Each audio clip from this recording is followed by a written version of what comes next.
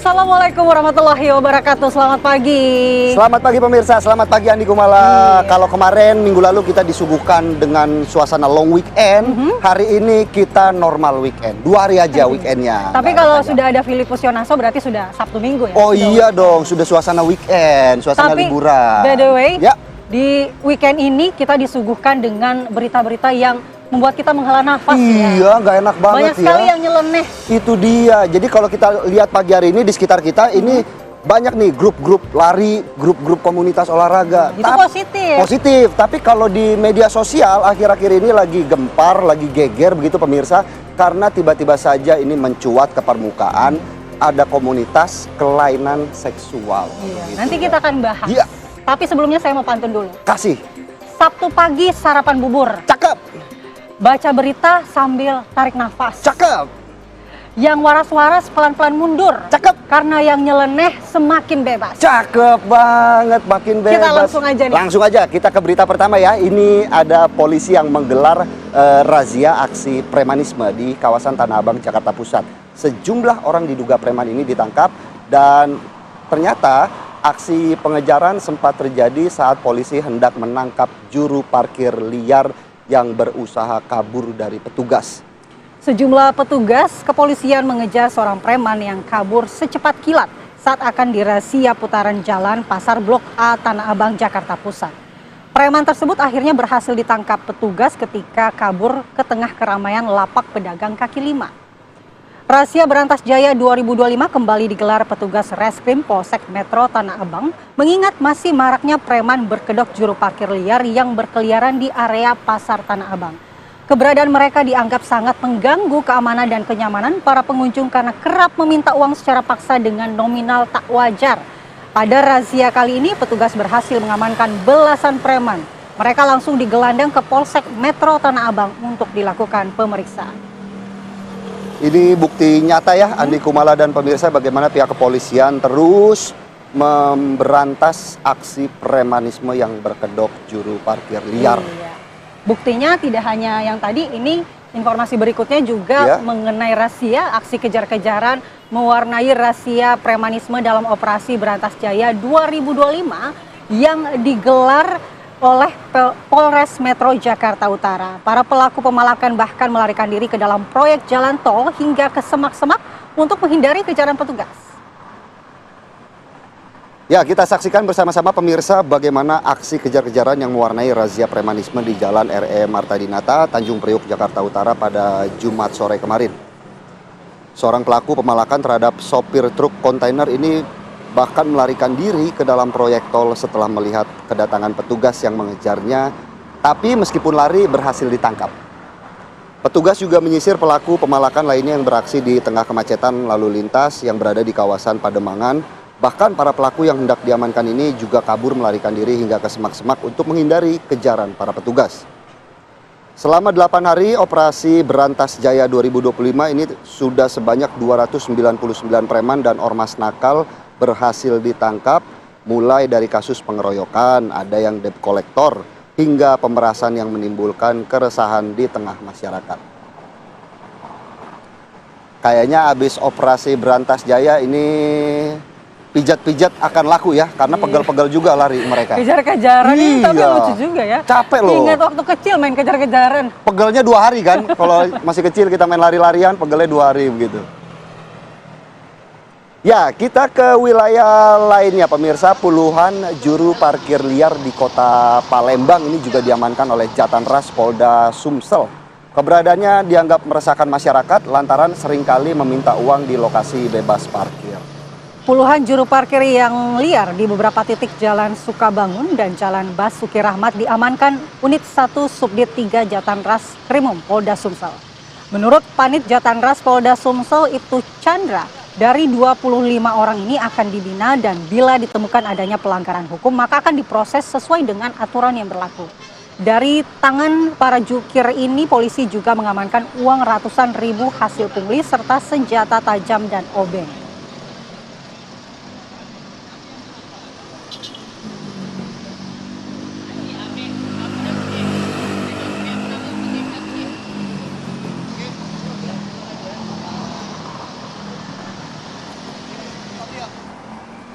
Kita tinggalkan berita mengenai premanisme. Ya.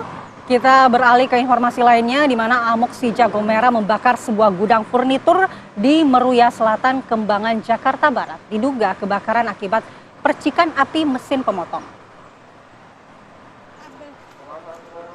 Bisa kita saksikan bersama-sama pemirsa bagaimana kobaran api dengan cepat menghanguskan satu gudang furnitur di Kafling DKI, Kembangan, Jakarta Barat. Ini terjadi pada Jumat malam. Api berasal dari salah seorang pekerja yang tengah memotong besi menggunakan mesin pemotong. Ini kemudian menimbulkan percikan api dan menyambar ke kasur. Tentunya material yang mudah terbakar membuat api dengan cepat membakar seisi gudang. Tapi api berhasil dipadamkan 1 jam kemudian setelah 25 personel dan 5 unit mobil pemadam kebakaran Jakarta Barat dikerahkan ke lokasi. Beruntung ya pihak damkar bergerak cepat supaya api juga tidak merembet ke toko-toko atau bangunan-bangunan di sebelahnya. Ya, gitu. Satria Biro. Sebenarnya ini tugas pokok dari damkar. Tentunya selain menghadapi emak-emak yang curhat, minta dianterin, kan pernah tuh, ya kan? Atau yang ulang tahun mau ditemenin. Ada ulang tahun. Kita ke berita lainnya pemirsa, sebuah gudang diduga lokasi penimbunan BBM ilegal di Jambi ini meledak dan terbakar hebat. Kebakaran dipicu percikan api mobil modifikasi. 3 mobil ikut ludes terbakar dalam kejadian ini. Peristiwa terjadi di gudang penimbunan pengoplosan BBM ilegal di Jalan Baru Selincah, Kota Jambi. Api dan asap hitam membumbung saat kebakaran hebat ini terjadi, pemirsa. Warga setempat panik khawatir api merembet ke permukiman mereka. Petugas pemadam kebakaran dibantu warga berupaya memadamkan kebakaran. Polisi menyatakan dugaan kebakaran akibat percikan api dari mobil modifikasi pelangsir minyak solar di saat memindahkan minyak ke tangki hingga api cepat membesar.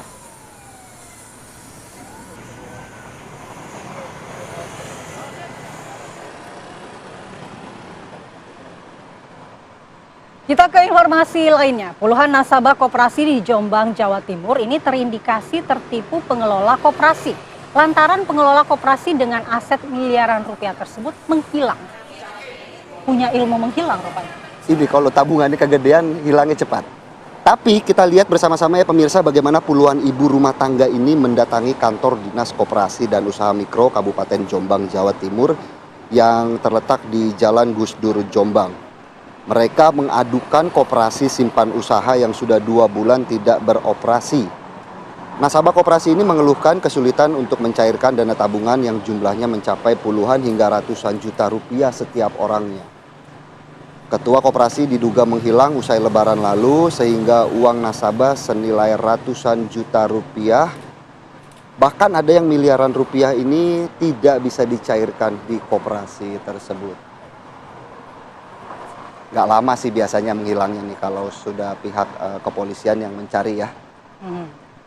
Semoga cepat ketangkap karena kesian kalau kita lihat dengan kondisi ekonomi yang sekarang begitu ya.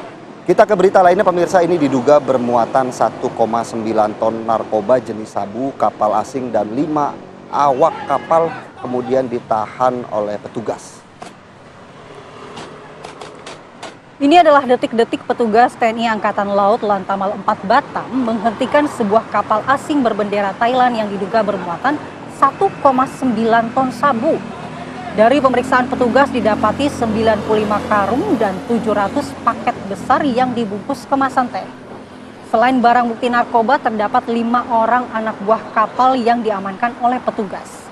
4 orang berkewarganegaraan Thailand dan 1 orang Myanmar. Kasus ini masih ditangani petugas untuk penyidikan lebih lanjut.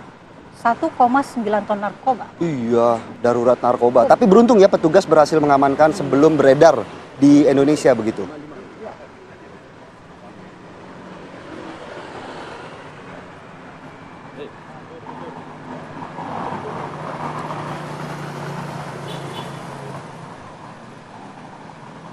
Pemirsa, kita akan melihat informasi dari Garut, Jawa Barat. Pendaki gunung yang sempat hilang 3 hari di jalur pendakian Gunung Cikuray, Garut, Jawa Barat, akhirnya ini bisa ditemukan dalam kondisi terluka. Ya, dirinya ini berhasil dievakuasi oleh tim SAR ya, Andi Kumala dan pemirsa. Bagaimana pendaki gunung asal Karawang sempat hilang selama 3 hari, akhirnya ditemukan dalam keadaan selamat. Elang Guntur Pratama ditemukan dalam kondisi tergeletak lemas sambil merintih minta tolong di dekat pos 6 atau cukup jauh dari base camp awal. Elang ditemukan oleh seorang pemburu yang ikut melakukan pencarian. Pada saat ditemukan, korban ini telah mengalami luka di bagian kepala belakang karena sempat terjatuh. Pemburu yang tak bisa mengevakuasi korban sendirian langsung meminta bantuan aparat TNI Polri dan Basarnas. Saat ini korban telah dievakuasi ke puskesmas terdekat untuk mendapatkan perawatan.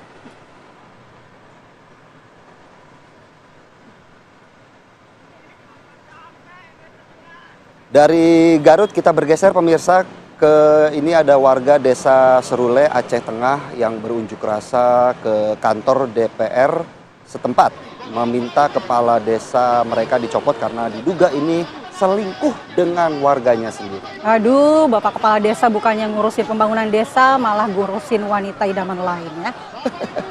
Warga desa Serule, Aceh Tengah kecewa dan meminta kepala desa mereka dicopot karena melanggar hukum syariat Islam yang berlaku di Aceh. Ratusan warga terlibat aksi saling dorong dengan pihak kepolisian yang berjaga di gedung DPRK. Anggota Dewan berjanji memberikan rekomendasi pencopotan kepala desa tersebut ke Bupati Aceh Tengah. Apalagi ini terjadi di kota Aceh ya, Andi Kumala, yang terkenal dengan hukum cambuk ya. Iya, syariat Islam. Syariat Islamnya betul. Harta tahta wanita. Cobaan terberat. Sudah mendapat cobaan itu? Sudah lewat semua. Lolos ya. Tentunya kita juga masih memiliki sejumlah informasi menarik lainnya setelah Apa Kabar Indonesia Pagi kembali sesaat lagi. Ini salah satunya meski puncak haji baru terjadi awal Juni mendatang, namun ternyata jemaah haji internasional sudah banyak yang tiba di Mekah. Sesaat lagi. Kembali di Apa Kabar Indonesia Pagi, pemirsa, kita ke berita mancanegara. Ini salah satunya dari haji ya. Di mana meski puncak haji baru terjadi awal Juni mendatang, namun ternyata jemaah haji internasional ini sudah banyak yang tiba di Mekah. Mereka harus menunggu hingga datangnya hari wukuf di tengah cuaca panas ekstrim kota Mekah yang ternyata ini bisa mencapai 44 derajat Celcius.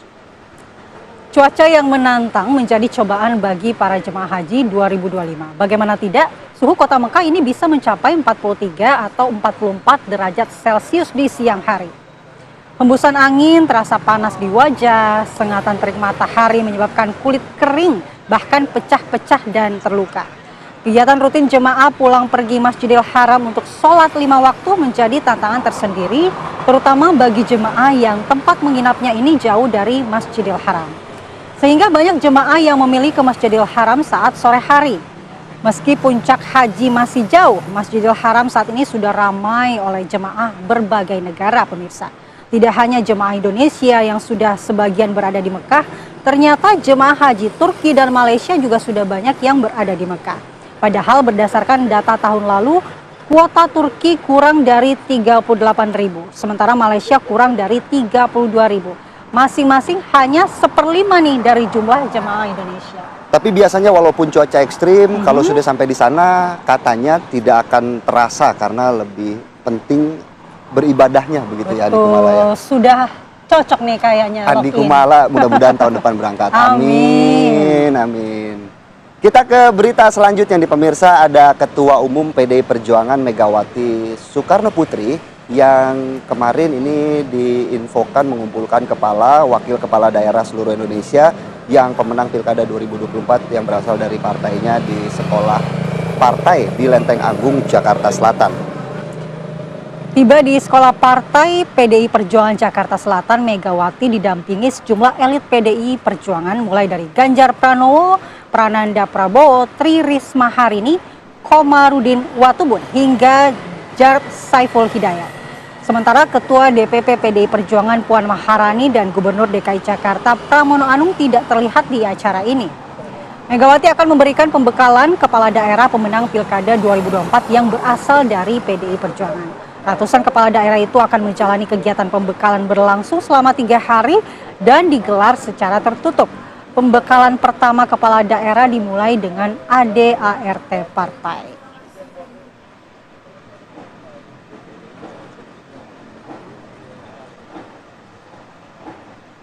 Pemirsa, informasi lainnya, Badan Pengawas Obat dan Makanan atau BPOM ternyata tidak dilibatkan dalam proses pembuatan makan bergizi gratis. Kok bisa? Ini menjadi polemik baru ya tentunya, bagaimana program makan bergizi gratis atau MBG yang tengah dijalankan oleh pemerintah menjadi salah satu topik yang dibahas dalam rapat dengar pendapat Komisi 9 DPR RI bersama Badan Pengawas Obat dan Makanan. Ini berlangsung pada hari Kamis kemarin. BPOM mengaku bahwa sebelum marak terjadinya keracunan, mereka tidak pernah dilibatkan secara menyeluruh terhadap jalannya MBG. Kepala BPOM, Ikrar Taruna, juga menegaskan keterlibatan lembaganya selama ini hanya terbatas dalam penyusunan modul saja, bukan pada aspek krusial seperti pengecekan kelayakan dapur hingga pengawasan bahan pangan. BPOM juga berharap untuk kedepannya akan ada ruang diskusi antara pihaknya dan Badan Gizi Nasional, di mana sebelumnya BPOM mencatat ada 17 kejadian luar biasa keracunan MBG di 10 provinsi yang terjadi sepanjang tahun 2025. Di antara beberapa penyebabnya yaitu bahan mentah yang terkontaminasi, juga ada kegagalan pengendalian keamanan pangan. Ini kalau tidak dilibatkan sudah pasti tidak masuk dalam grup WhatsApp ya. Jadi hasil pertemuan dengan Presiden Amerika Serikat ini poin-poinnya dijelaskan dalam wawancara di televisi Bloomberg ya. Betul sekali. Sementara itu pemirsa, Presiden Amerika Serikat Donald Trump dalam lawatannya di Timur Tengah singgah di Masjid Agung Sheikh Zayed serta kompleks antar agama di Abu Dhabi. Ya, ternyata pertemuan ini merupakan bentuk diplomasi antar agama yang diprakarsai Trump melalui kesepakatan Abraham.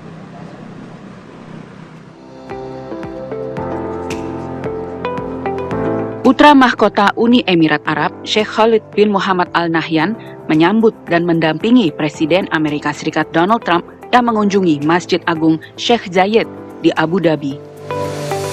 Trump memuji keindahan masjid ini. Ia juga menyampaikan rasa hormat kepada pemerintah Uni Emirat Arab yang untuk pertama kalinya menutup masjid ini untuk sementara demi menyambut kunjungannya. Masih di Uni Emirat Arab, Trump juga mengunjungi Abrahamic Family House, kompleks masjid yang berdampingan dengan gereja dan sinagoga di tepi Teluk Persia. Kompleks ini menjadi lambang persatuan tiga agama Samawi, Islam, Kristen, dan Yahudi. Kompleks ini dibangun setelah penandatanganan Abraham Accords pada tahun 2020, yaitu perjanjian yang dimediasi Trump saat masa jabatannya yang pertama sebagai presiden.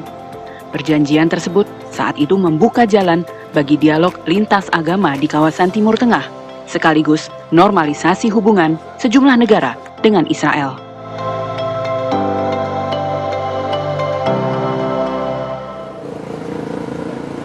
Ya pemirsa, apa kabar? Indonesia Pagi akan menepi sejenak. Tentunya kami akan kembali dengan berita yang geger ini ya, di mana ada seorang ayah di Mataram yang tega menganiaya bayi kandungnya yang masih berusia 2 bulan cuma gara-gara rewel. Sesaat lagi pemirsa.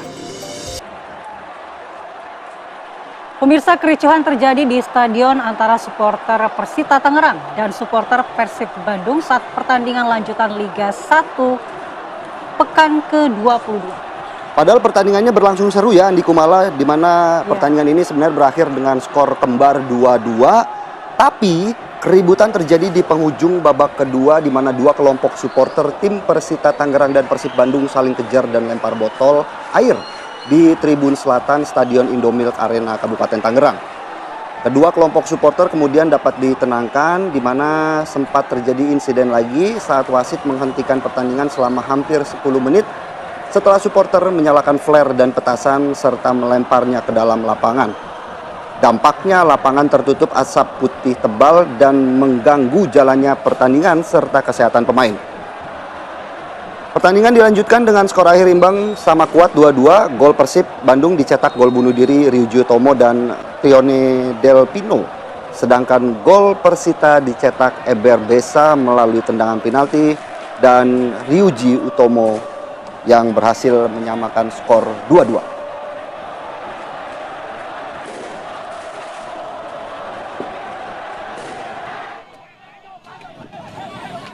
Kericuhan berlanjut di mana mobil bus yang ditumpangi supporter Persib Bandung dilempari batu oleh supporter Persita Tangerang atau Viola di Jalan Raya Legok, Kabupaten Tangerang, Banten.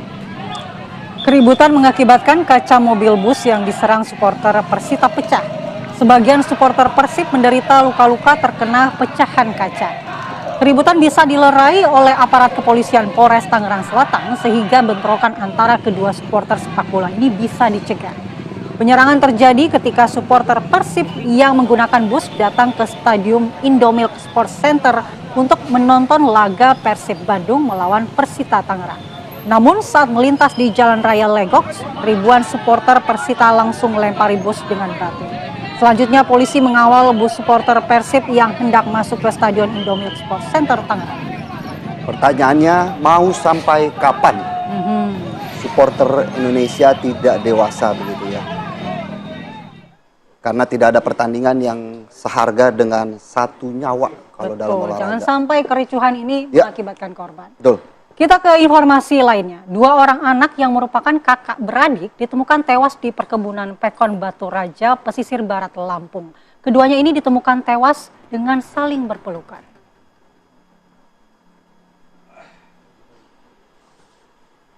Warga Pekon Batu Raja, Kecamatan Pesisir Utara, Kabupaten Pesisir Barat Lampung digegerkan dengan penemuan mayat dua bocah kakak beradik yang tewas mengenaskan. Korban yang masing-masing berusia 7 dan 4,5 tahun ditemukan saling berpelukan dengan luka senjata tajam. Sebelum dinyatakan hilang dan ditemukan tewas di perkebunan, keduanya ini berpamitan untuk bermain di sekitar perkebunan yang sebenarnya jaraknya dekat dari rumah mereka. Namun hingga sore hari, keduanya tidak kunjung pulang. Karena merasa panik, pihak keluarga pun langsung melapor ke aparat desa dan kepolisian dan kedua korban dinyatakan hilang sejak Rabu sore lalu. Proses pencarian akhirnya membuahkan hasil, korban ditemukan dalam posisi berpelukan dengan kondisi sudah tidak bernyawa dan penuh luka akibat senjata tajam di bagian kepala dan tangan. Hingga saat ini Polda Lampung masih melakukan penyelidikan untuk mencari dan mengumpulkan bukti-bukti serta telah memintai keterangan terhadap dua orang saksi.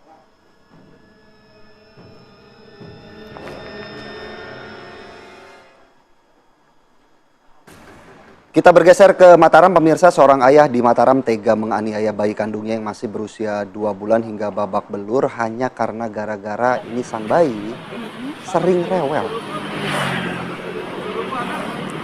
Pelaku saat itu sedang menikmati rokok dan kopi di belakang rumahnya, merasa terganggu dengan tangisan bayinya. Pelaku mengaku sudah berusaha menggendong sambil menghibur agar bayinya tenang, namun karena tak berhasil, ia tega menampar wajah bayinya serta mencubit dan menyundutkan rokoknya ke kaki sang bayi.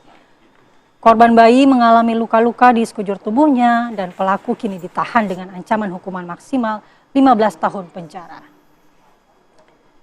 Tega loh ini kalau kita lihat foto bagaimana wajah dari sang bayi ya. Iya, sampai biru di bagian sangat mata. teriris rasanya melihat kejadian ini.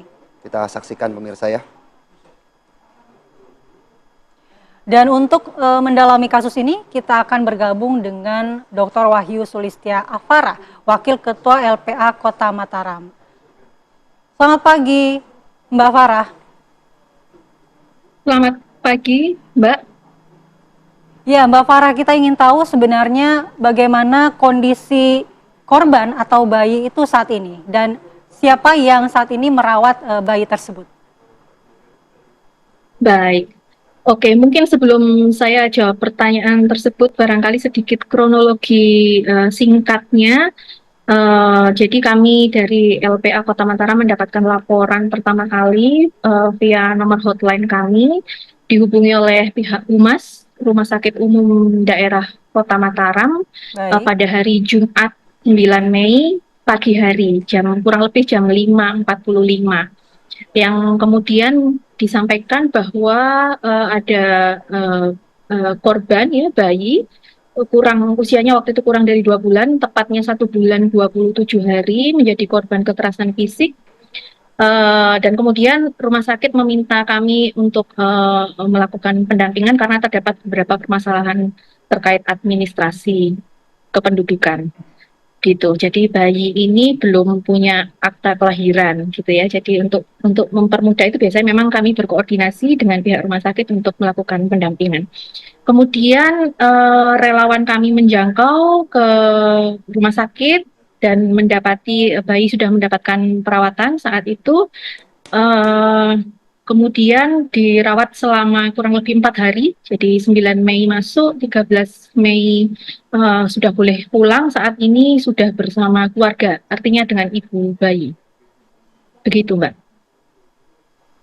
Mbak Farah, kalau hasil dari laporan yang diterima oleh pihak LPA sendiri, apa kemudian yang menjadi penyebab utama sang ayah ini sampai tega untuk menganiaya anaknya sendiri begitu? Baik, ya saat kami ke UGD menjangkau follow up laporan dari rumah sakit, kemudian setelah bayi mendapat perawatan lebih baik dan sudah dipindahkan ke ruang rawat, maka kami mencoba untuk melakukan asesmen awal terhadap ibu bayinya. Jadi waktu itu kronologisnya hari Rabunya, jadi masuk rumah sakit itu kan Kamis malam ya, menghubungi kami Jumat, kami dihubungi LPA Kota, dan ternyata kejadiannya itu hari Rabu. Jadi Rabu sekitar sore ini, sore hari bayi ini nampaknya sakit. Bayi ini sedang dalam kondisi sakit, jadi ibu pasien mengaku ada batuk dan sedikit sesak gitu sehingga bayinya sering rewel. Nah, waktu itu ibu bayi memegang anak pertamanya, jadi handle bagi tugas gitu ceritanya.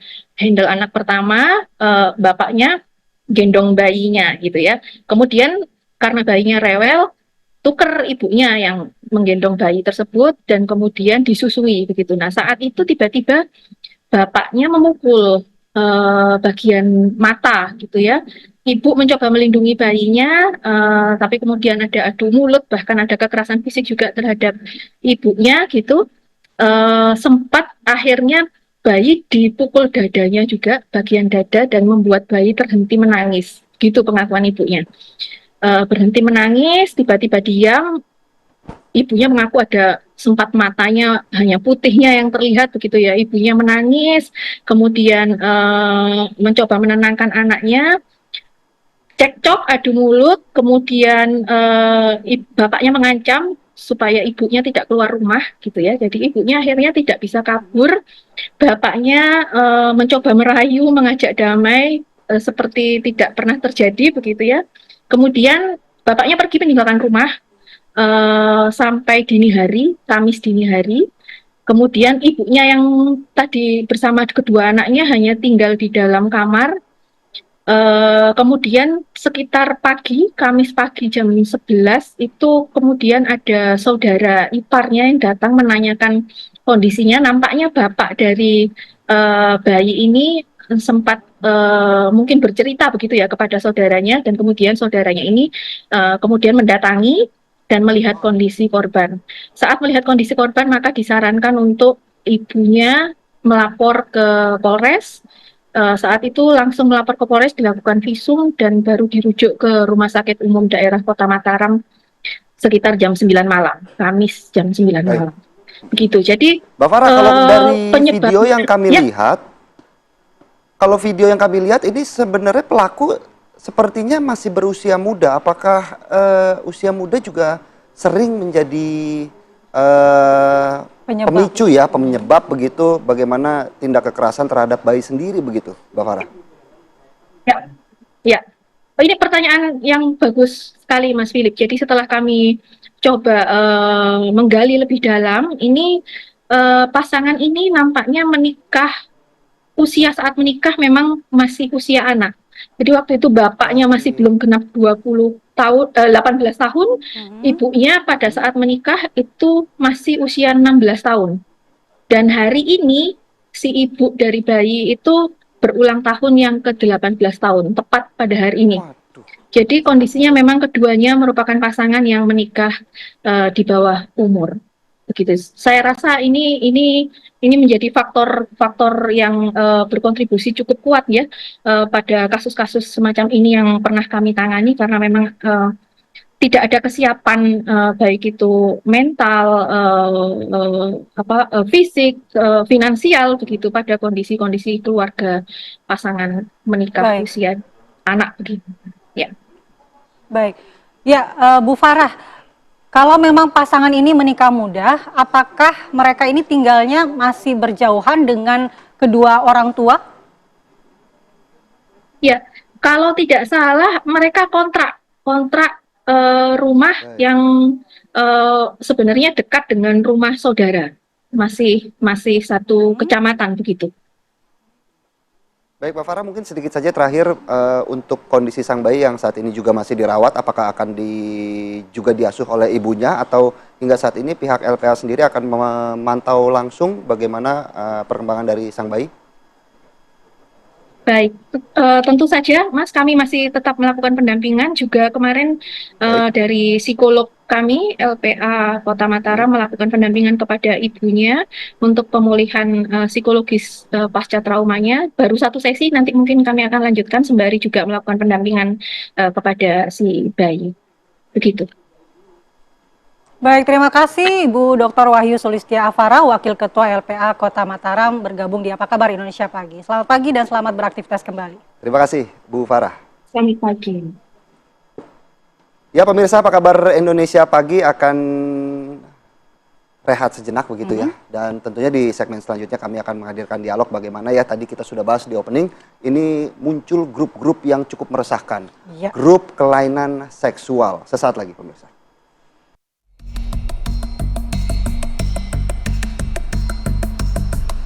Jagat maya digemparkan dengan temuan sebuah grup komunitas di platform Facebook bernama Fantasi Sedarah.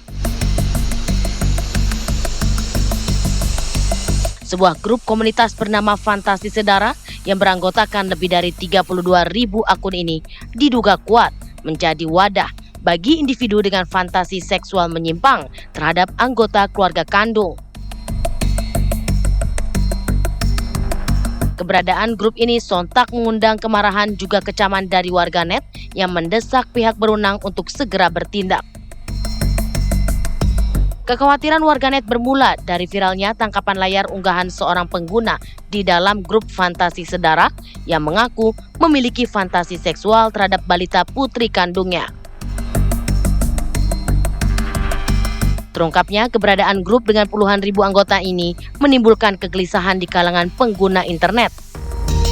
Jumlah anggota yang signifikan dianggap menunjukkan adanya dukungan dan pemakluman terhadap fantasi seksual yang jelas-jelas menyimpang dan membahayakan anak-anak. Warganet menganggap hal tersebut adalah pelanggaran serius terhadap hak dan perlindungan anak. Tim TV One mengabarkan.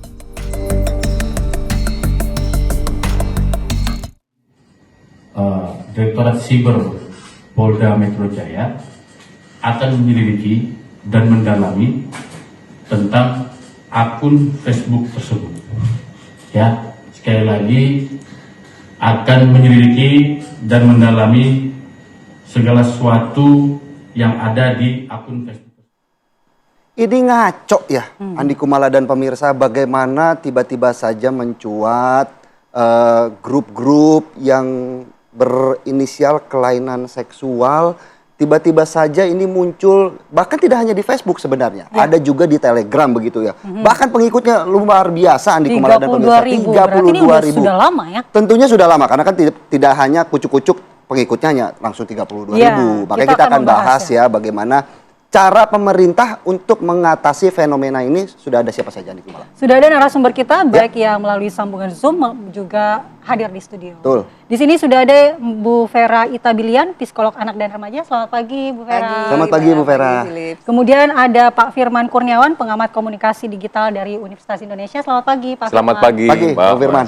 Kemudian melalui sambungan Zoom sudah bergabung Bang Ahmad Sahroni, Wakil Ketua Komisi 3 DPR RI. Selamat pagi, Bang Sahroni. Selamat pagi, Bang Saroni. Selamat pagi. Ya, saya mau langsung ke Bang Sahroni nih. Melihat fenomena ini yang cukup mengejutkan kita di ruang digital kita yang bebas diakses oleh anak-anak dan remaja saat ini, ada grup dengan narasi fantasi sedarah. Bagaimana ini bisa terjadi, Bang? Ini pertama, kalau ngomong tentang pengawasan, yang pasti pengawasan di Komdigi, saya sebut langsung, itu lemah. Lemahnya kenapa? Tidak ada orang yang berani speak up dan pengawasannya sangat lemah yang tadi saya sampaikan. Jadi tidak terblow up. Bayangin, semua komunitas ini sampai 32.000. Dan ini sangat mudah untuk ditindak.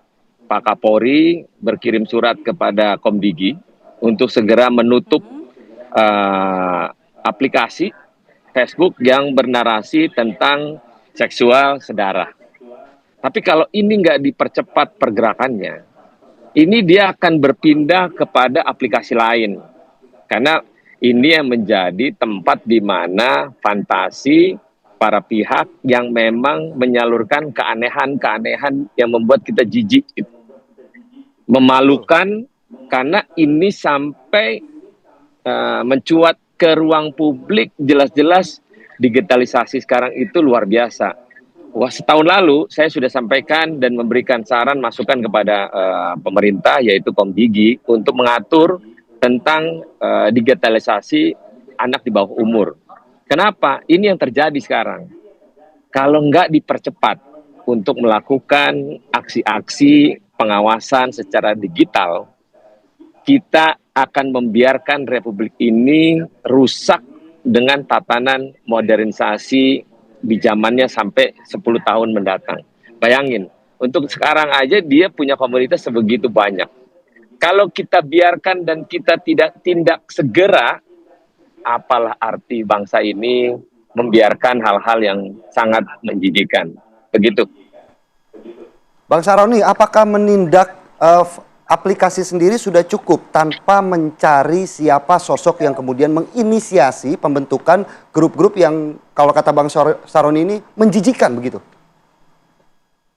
Kita serahkan sama Polri, dalam hal ini dia lebih ngerti dan lebih paham, lebih jago mana yang akan dia ambil, mana akan yang dia tangkap.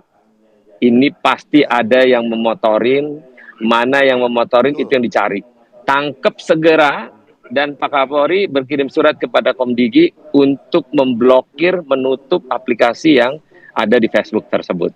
Itu mungkin langkah awal yang mesti kita siasati dan segera mungkin. Baik, tangkap segera kata Bang Sahroni. Saya mau ke Pak Firman. Pak Firman, fenomena grup seperti ini tumbuh dan lahir di platform yang cukup besar, Facebook. Bagaimana bisa seperti ini? Dan apakah memang ini di luar dari kontrol platform itu sendiri atau juga dari pemerintah? Ya, sebetulnya kalau kita lihat dari sisi media digital ini memberikan kesempatan orang bisa anonim ya. Dia menjadi pengguna juga memberi kesempatan orang yang mempunyai perilaku tidak umum, tidak normal itu nyaman menggunakan media sosial ini. Kemudian juga dalam sifatnya yang berjejaring, dia bisa menularkan pandangannya, bisa menularkan katakanlah kelainannya ini. Itu secara berjejaring sehingga tadi terbentuk komunitas. Nah, kemudian dari sisi platformnya itu ketika memfilter konten itu tidak berbasis pada baik, buruk, moral atau tidak bermoral, tetapi berdasarkan algoritma. Ketika sebuah perbincangan nampak ramai, dia akan muncul lagi. Nah ini sehingga tadi kalau sampai anggota fantasi sedara ini mencapai 32.000 itu mungkin secara tidak sengaja terpromosi oleh media digital itu sendiri. Sehingga orang-orang yang tadi mempunyai kelainan itu menjadi mempunyai wadah untuk menyalurkan kelainannya secara nyaman dan ketika itu disalurkan di dunia nyata tentu dengan segera bisa ditolak oleh masyarakat. Tapi kalau di media sosial itu tadi sampai berkembang dan kenyamanan karena ada privasi ya bisa dibilang begitu privasi, ya karena betul, bisa saja dia menyembunyikan privasinya secara anonim begitu ya. Tapi kan kalau kita kemudian melihat bagaimana grup ini kan tidak hanya membernya yang banyak, bagaimana cara menyembunyikan identitas mereka dengan cara bergonta-ganti nama begitu ya, bergonta-ganti nama grup. Apakah juga kemudian mempersulit pihak kepolisian atau pemerintah untuk melacaknya? Tentu saja, makanya dia bisa berkembang. Menurut saya 32.000 orang ini kan tidak hanya 1 minggu atau 1 bulan, ini sudah cukup lama. Dan menurut saya juga ini adalah sebuah katakanlah puncak atau gunung es yang kemudian kita bisa lihat penampakannya. Banyak grup-grup semacam ini, kita juga pernah mengetahui adanya kelompok pedofil menggunakan Facebook, kemudian kelompok penyiksa binatang atau produsen pornografi anak ini menggunakan fasilitas media sosial. Karena tadi anonimus dan kemudian perilaku-perilaku yang tidak lazim itu bisa terwadahi secara aman di media sosial. Tapi kan IP bisa saja dilacak, Bang. Nggak semudah itu untuk merubah IP yang anonimus gunakan. Betul, tetapi kan perilakunya tadi mereka adalah komunitas yang tertutup. Oke. Mereka Menseleksi ya, artinya Menseleksi. menseleksi member-member yang akan bergabung. Jadi begitu ya. betul-betul platform ini hanya mengikuti algoritma begitu ya. Nah, kelemahannya sampai sekarang seperti itu. Oke. Baik, saya mau ke Bu Vera. Bu Vera, Ya. anggota grup ini 32.000. Mereka mengatasnamakan fantasi. Tapi sejauh mana fantasi ini bisa menjadi gerbang perilaku menyimpang, khususnya untuk anak ya. Tapi kita akan jawab usai jeda, Bu Vera. Saat lagi kita telah di Apa Kabar Indonesia Pagi. Itu kami mengetahui adanya grup ini, kami segera melakukan koordinasi dengan beberapa pihak, dengan aparat kepolisian, kemudian dengan Meta yang mengelola platform Facebook ini. Dan langkah awal tadi kemudian menghasilkan kita bisa bekerja sama dengan Meta, dan Meta sudah melakukan penangguhan terhadap 6 grup yang ada di platform Facebook tersebut. Itu yang dilakukan oleh kita secara bersama-sama karena kita melihat bahwa ini ada pelanggaran hukum, terindikasi ada pelanggaran hukum, dan tentunya juga Meta melakukan ini karena ini bertentangan dengan standar dari guideline mereka. Demikian Mbak yang sudah kita lakukan. Ya, Pak Alexander, kemudian ini dari hasil penelusuran sendiri, siapa Pak yang menjadi inisiator atau admin komunitas tersebut? Terkait dengan inisiator atau adminnya, sampai saat ini kita masih melakukan upaya bersama. Kita melakukan penyelidikan bersama Komdigi, Polri, dan tentunya provider atau penyelenggara sistem elektronik ini, pihak Meta, untuk mengetahui siapa yang membuat grup ini, termasuk anggota-anggota yang ada dalam grup tersebut. Karena natur internet ini adalah anonim, sangat tinggi, sehingga itu masih membutuhkan waktu untuk kita menelusuri lebih lanjut siapa saja yang berada dalam grup ini atau admin dari grup ini. Kita lanjutkan perbincangan kita dan nanti kita akan bahas pernyataan Komdigi tadi. Ya. Apakah cukup dengan menutup grupnya Ya. bisa selesai? Tapi kita akan ke Bu Vera terlebih dahulu. Dari sisi psikologi Bu Vera. Anggota grup ini 32.000 mengaku bahwa ini adalah fantasi mereka. Tapi apakah fantasi itu serta-merta bisa menjadi gerbang tindakan di dunia nyata? Dikhawatirkan demikian ya, apalagi kalau kita lihat di grupnya kan sudah ada bukti chat, sudah ada bukti foto gitu ya. Itu kan seperti udah tinggal selangkah atau 2 langkah lagi benar-benar dilakukan, dan kita juga nggak tahu apakah itu sudah benar-benar dilakukan gitu ya. Mungkin dia mengakunya hanya fantasi, tapi kan kita nggak tahu kebenarannya di mana gitu.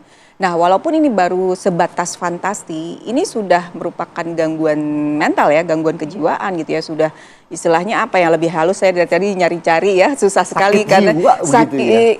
ini twisted mind lah. Ya. Pikirannya tuh memang kita mungkin yang di sini semua nggak bisa akan paham cara berpikir mereka kok sampai segitu. Dan kita patut bersyukur kita nggak mengerti karena kita jadinya beda sama mereka gitu ya. Jadi walaupun itu masih dalam fantasi, tapi kan mereka sudah berani men-share, menceritakan ke orang lain gitu ya, dan bikin grup gitu kayak cari teman gitu ya. Jadi ini udah satu, walaupun ini masih fantasi, tapi mereka sudah berani share, sudah mewujudkannya dalam bentuk obrolan dengan orang lain gitu. Tapi kan ini suatu bentuk penyakit ya bisa dibilang ya, Bu Vera Iya, ya. penyimpangan Artinya apakah seksual. bisa disembuhkan seperti itu atau seperti apa? Penyimpangan seksual ada macam-macam kadarnya ya gitu ya. Jadi kesembuhannya juga ditentukan oleh itu. Kita mesti lihat juga kenapa sih si orang ini bisa sampai punya fantasi atau punya kecenderungan penyimpangan seksual seperti ini. Nah, itu juga menentukan lingkungan yang dia hidup selama ini seperti apa. Jadi tiap kasus mungkin akan beda-beda kalau untuk dibilang sembuh atau tidaknya gitu ya. Tapi yang paling cepat yang bisa kita lakukan adalah dibikin kapok, dibikin jera dulu. Caranya? Kita serahkan kepada Polri. Baik, berarti penanganan hukumnya. Hukum, dari mereka sisi harus ada hukumnya. jelas konsekuensi hukumnya. Baik. Kalau konsekuensi sanksi sosial dan sebagainya itu agak sulit ya, karena kita kan tadi ada 32.000, gitu. Kita juga nggak tahu ini siapa, apakah identitasnya benar atau tidak gitu ya, mereka pakai nama palsu atau enggak gitu ya. Sanksi sosial kalaupun ada diketahui identitasnya pasti sudah dapat dari keluarganya, misalnya sang istri ketahuan loh kok kamu begitu ke anak kita gitu ya. Nah itu bisa terjadi. Yang jelas mereka harus dapat konsekuensi sih. Mungkin sedikit saja Bu Vera sebelum saya ke narasumber yang lainnya. Artinya ini kan dari sisi anak dan remaja yang juga cukup aktif ya mengakses aplikasi-aplikasi WhatsApp, Facebook, Telegram. Seperti apa harapannya dengan grup-grup seperti ini tuh agar anak-anak tidak melihatnya begitu? Jadi gini, kalau kita bicara soal perlindungan anak di ruang digital gitu ya. Kemarin kan ada PP Tunas yang baru diluncurkan juga gitu ya. Kita untuk melindungi anak bukan hanya sebagai anak sebagai pemakai, sebagai konsumen dari media sosial itu sendiri, tapi juga aman untuk tidak dijadikan objek di dalam ruang digital juga.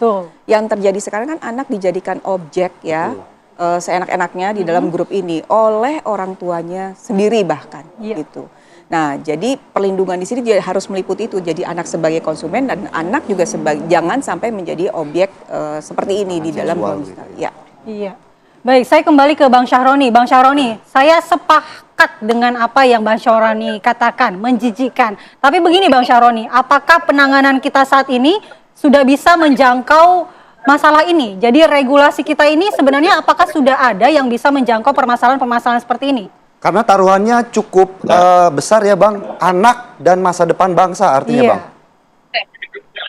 Nah, pertama ini adalah yang saya apresiasi, baru dengar tadi Komdigi sudah memblokir platform Facebook tersebut. Ini langkah awal. Nah, setelah itu polisi harus menindak tegas apa yang akan dilidik oleh polisi beberapa saat ke depan. Dan kita berharap, karena ini bukan komisi partnernya saya, komisi 10 dalam hal ini adalah komisi 9, untuk segera merevisi undang-undang anak di bawah umur. Karena jangan sampai gini, selalu berlindung pada undang-undang di bawah umur. Sedangkan sekarang tingkat modernisasi, tingkat kecerdasan, tingkat menganalisa anak-anak sekarang kan lebih pintar. Maka perlunya revisi undang-undang tentang anak di bawah umur itu disegerakan mungkin. Jangan sampai nanti gini, terjadinya penyelidikan sampai ke penyidikan yang ditangkap adalah anak-anak di bawah umur. Dan ini kan sangat menyedihkan. Kalau anak-anak di bawah umur aja sudah bisa melakukan hal yang menjijikan, ini kan merusak masa depan bangsa. Dan kita nggak mau ini terjadi karena ada aspek lain yang pengawasannya lemah. Tapi balik lagi, saya apresiasi kepada Komdigi sudah memblokir platform yang sesegera mungkin untuk ditindaklanjuti oleh kepolisian. Demikian. Tapi Bang Syahroni ke depannya seperti apa agar ini tidak hanya jadi sementara saja penanganannya? Karena kan kalau ditutup sekarang ini tidak menutup kemungkinan nanti akan bikin grup lainnya. Ya itu tadi, pengawasan dari pemerintah yaitu melewati Komdigi kan bisa berkoordinasi dengan Meta yang tadi disampaikan.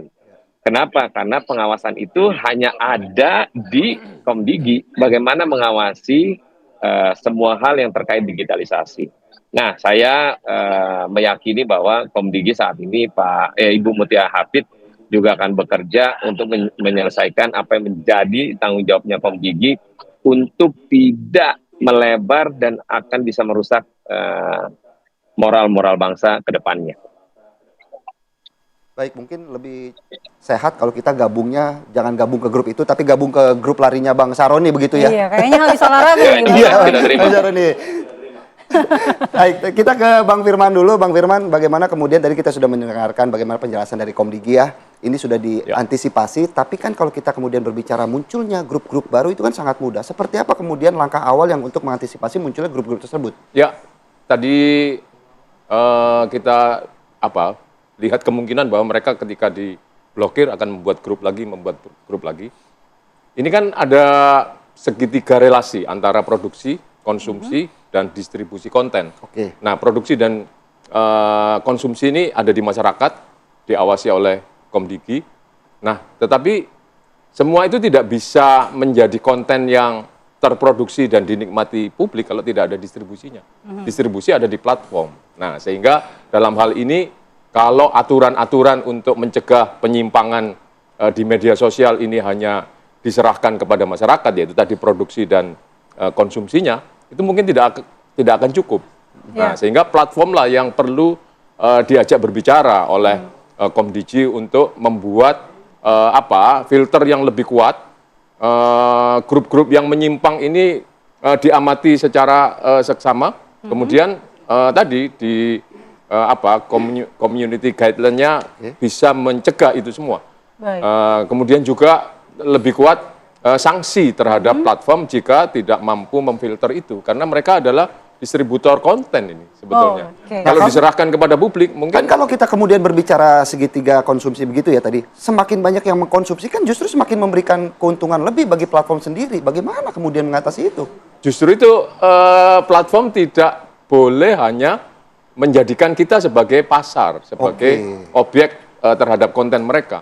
Demi keuntungan mereka, mereka akan membiarkan konten-konten yang tidak bermoral, konten-konten yang merusak. Yang penting rame, yang penting dipasangi iklan. Nah, disitulah justru Komdigi harus masuk untuk mencegah platform itu menjadikan kita sebagai objek pemasaran atau sebagai pasar. Intinya harus dibuat regulasinya antara Komdigi dengan platformnya, begitu. Betul ya, sekali.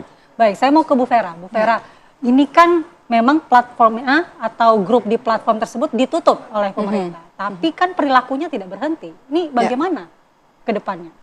Kedepannya, ini kan kalau saya baca ya, banyak pelaku-pelakunya justru para orang tua dari anak-anak itu sendiri gitu ya. Jadi ini kan membuat jadinya kita bertanya, ini kok orang tua seperti tidak siap ya punya anak gitu ya. Jadi ini balik lagi ke isu-isu yang sudah sebelumnya, kalau setiap kali ada kasus-kasus yang di mana orang tua justru yang menjadi pelindung anak, justru malah jadi orang yang menyakiti.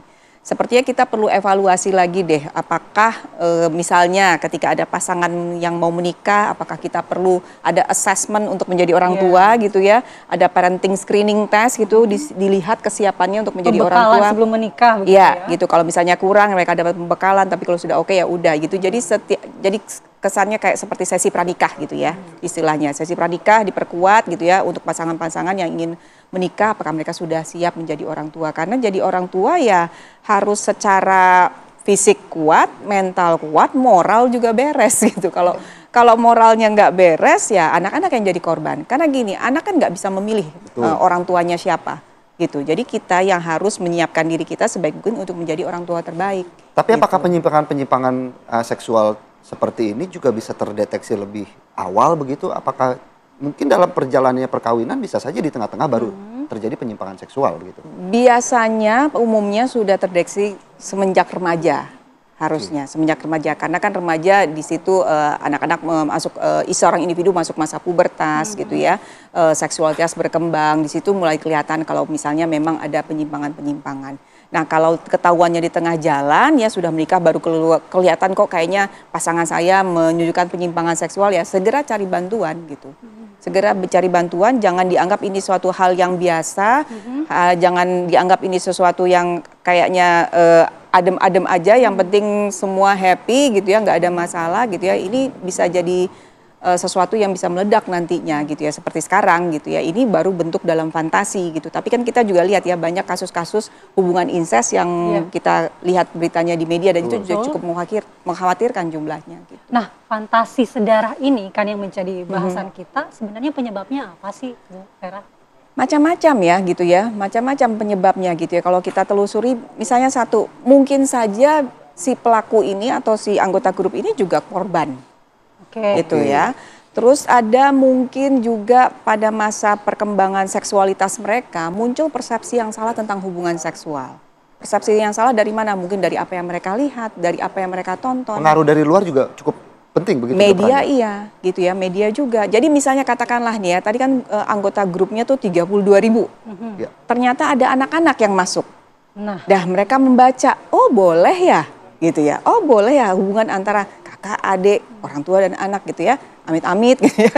Gitu. Jadi mereka tuh terbentuk tuh persepsi yang salah tentang hubungan seksual yang sehat seperti apa. Gitu.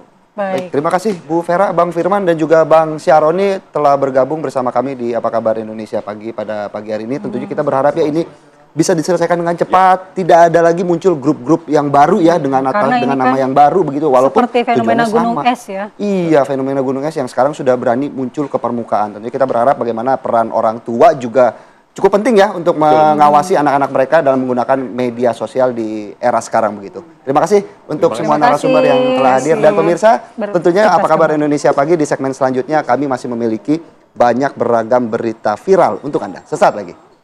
Dan kita ke berita viral berikutnya pemirsa. Dinas Pemadam Kebakaran kembali didatangi warga yang ini di luar dari job desk-nya Damkar sebenarnya ya, ingin meminta solusi atas keresahannya.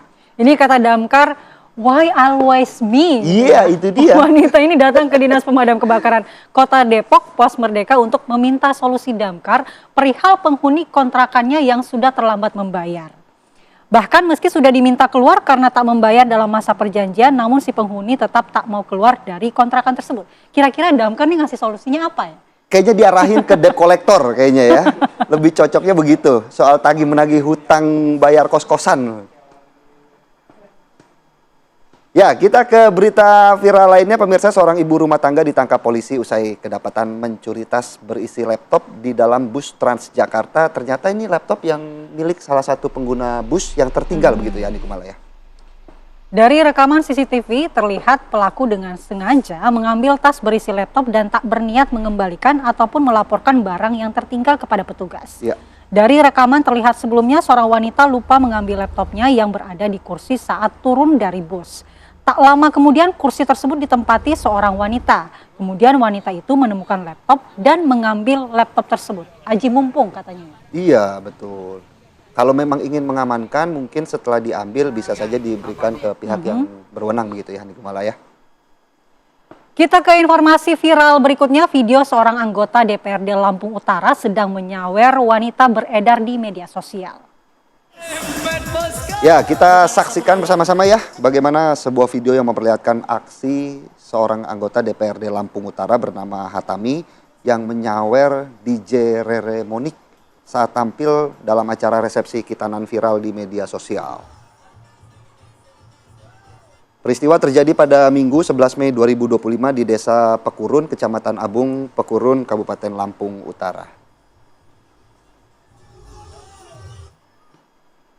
Ya, kita ke berita viral lainnya pemirsa. Aksi balap liar yang dilakukan oleh remaja tanggung di Jalan Lingkar Selatan, Kota Cilegon, Banten ini dibubarkan oleh tim Satgas Street Crime Polres Cilegon. 2 unit kendaraan yang ditinggalkan pemiliknya kemudian diamankan oleh petugas ke kantor polisi.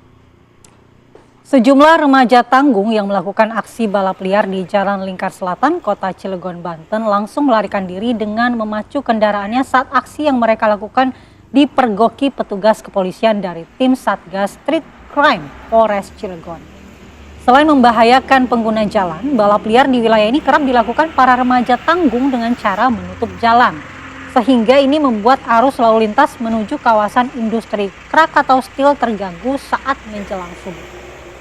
Di lokasi tersebut polisi juga mendapati 2 unit sepeda motor yang ditinggalkan para pemiliknya saat aksi yang mereka lakukan diketahui oleh petugas. Petugas juga turut meminta keterangan 2 orang remaja yang tak sempat melarikan diri usai menonton aksi tersebut. Kedua kendaraan roda 2 itu diamankan petugas ke Mako Polres Cilegon.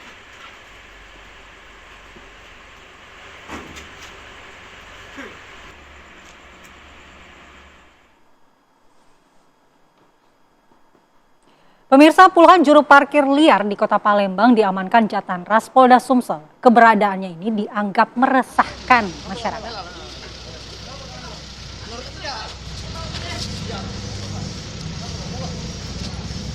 Ya, ini tentunya aksi juru parkir liar yang seringkali meminta uang di lokasi bebas parkir ini meresahkan warga begitu ya. Puluhan juru parkir yang liar di beberapa titik jalan di Sukabangun dan Jalan Basuki Rahmat diamankan oleh pihak Polda Sumsel.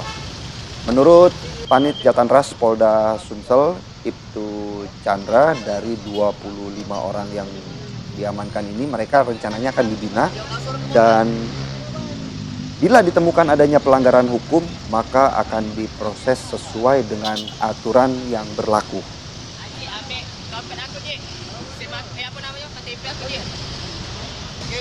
Masih banyak berita viral kami pemirsa, ini salah satunya kericuan terjadi di stadion yang terjadi antara supporter Persita Tangerang dan supporter Persib Bandung saat pertandingan lanjutan Liga 1 pekan ke-22. Keributan terjadi di penghujung babak kedua. Dua kelompok supporter tim Persita Tangerang dan Persib Bandung saling kejar dan lempar botol air di tribun selatan Stadion Indomilk Arena, Kabupaten Tangerang. Kedua kelompok supporter kemudian dapat ditenangkan. Sempat terjadi insiden lagi saat wasit menghentikan pertandingan selama hampir 10 menit. Setelah supporter menyalakan flare dan petasan serta melemparnya ke dalam lapangan. Dampaknya lapangan tertutup asap putih tebal dan mengganggu jalannya pertandingan serta kesehatan pemain. Kemudian pertandingan dilanjutkan dengan skor akhir imbang sama kuat 2-2. Gol Persib Bandung dicetak gol bunuh diri Ryuji Utomo dan sedangkan gol Persita dicetak Eber Besa melalui tendangan penalti dan Ryuji Utomo. Berarti Ryuji Utomo ini mencetak 2 gol. Ya, gitu satu ya. buat lawan, satu buat diri sendiri ya.